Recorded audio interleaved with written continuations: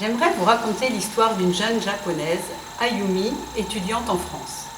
Quand elle a quitté sa famille, ses amis, son pays, elle n'imaginait pas que l'éloignement serait aussi difficile et que c'est la cuisine qui la rattacherait à ses racines.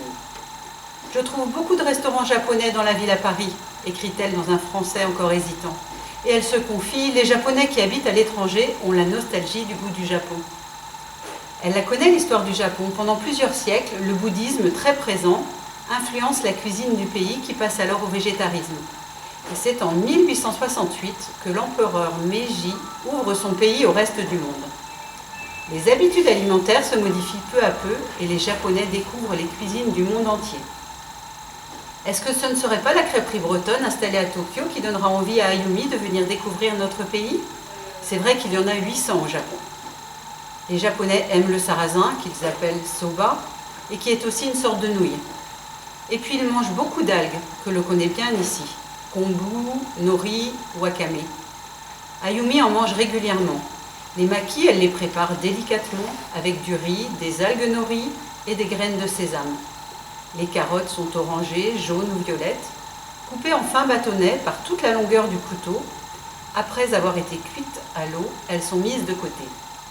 Elle les dispose ensuite avec l'avocat sur le riz, sur le tapis de bouleau, puis enroulées dans la feuille d'algue nori. Pour terminer, quelques graines de sésame et un coup de couteau rapide pour découper les bouts de légumes qui dépassent du rouleau de maki.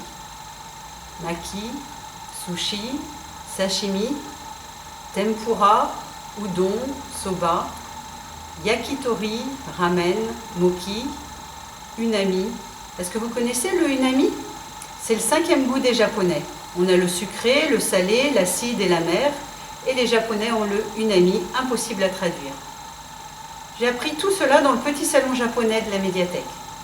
Le Japon fait partie d'un ensemble d'installations culinaires éphémères, ouvertes sur le monde à travers le regard des personnes venues d'ailleurs.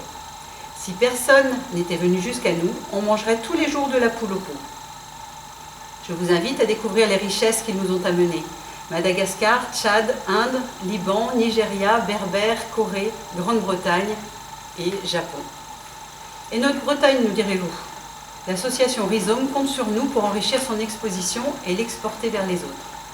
Elle nous invitait mercredi 18 novembre pour un après-midi de collectage afin de recueillir vos recettes préférées ou celles de vos grands-mères, parce qu'on les aime les plats de nos grands-mères.